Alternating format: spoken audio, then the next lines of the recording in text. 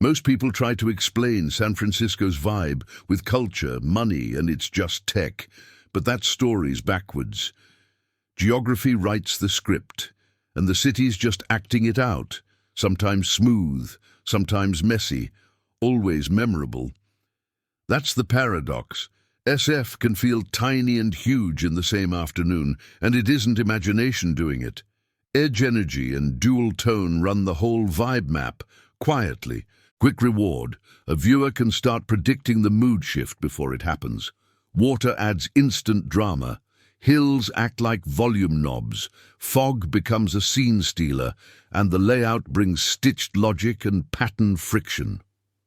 Even the icons are terrain deals turned into culture. So instead of chasing a checklist, the move is a wow route, because the first clue sits at the edge, where the horizon pull is loudest.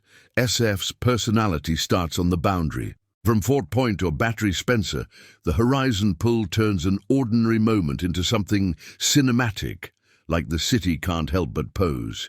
Then Land's End and Sutro baths flip the mood fast. Postcard pretty to rugged and real. The vibe map here isn't streets first. It's edges first. Cliffs, surf, wind, skyline, and that edge energy does the heavy lifting. There's a personal moment that nails it. Turning a corner, and it felt like the city was showing off. That's the Edge City trick. Less skyscraper suspense, more coastline plot twist. SF is like a stage built at the edge of the ocean. Every scene comes with a backdrop, whether you asked for it or not. Practical payoff stays simple, for wow shots fast, chase edges, bridge, cliffs, beach. Start at a Golden Gate viewpoint, slide to Land's End for texture, finish at Baker Beach at sunset. Cluster stops, leave a parking buffer, and let the horizon pull carry the day.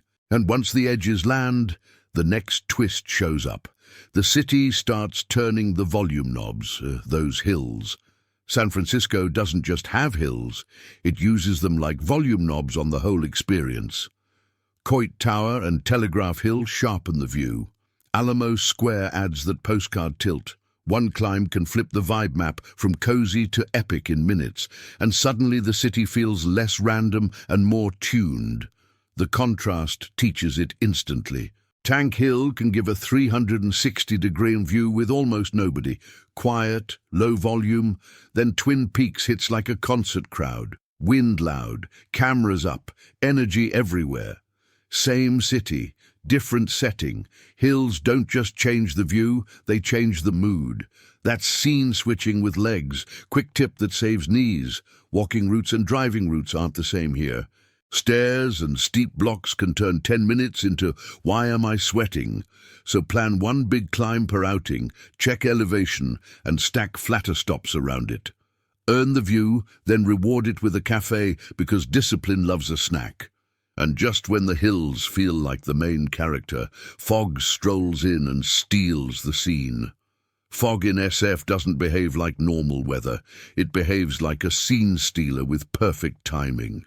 It rolls over the Golden Gate, and the vibe map splits into micro-worlds. One neighborhood sunny, another gray and cinematic, sometimes minutes apart. Ocean plus hills equals plot twists, and the horizon pull plays hide and seek. That classic moment happens, a perfect viewpoint plan, and the fog says, "Not today." Annoying? Yep. But fog is a moving curtain. Sometimes a reveal, sometimes mystery, and mystery can win. Silhouettes, soft light, moody edge energy. Practical payoff is easy. Bring a layer even in summer, and if the bridge disappears, pivot to parks, food, museums, or neighborhoods. Treat fog like a live update and keep the wow route moving. Then the next puzzle pops up. Why does the city's layout feel stitched together?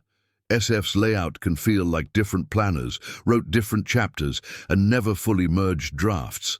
Streets don't always line up because parts were planned in different directions, and that mismatch creates pattern friction.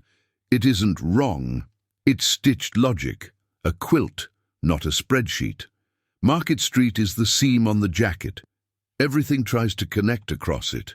but the fabric pulls in different directions. That's why routes feel odd and traffic can feel weird. The payoff is relief. Navigation stops feeling personal. Using market as a reference line, building short loops, or taking a guided tour becomes a cheat code. And once the seam is understood, the next question is obvious. What did the city build to solve the terrain, and why did those solutions become icons? In SF, icons are famous solutions. Bridges cut across water drama, tunnels cut through obstacles, and the whole system is terrain deals made visible. That's why infrastructure here feels like identity. The city admits the landscape is in charge and negotiates anyway. Cable cars are the cutest confession. They exist because hills don't play fair, and the cable car is the city saying, "Okay, you win, here's the workaround."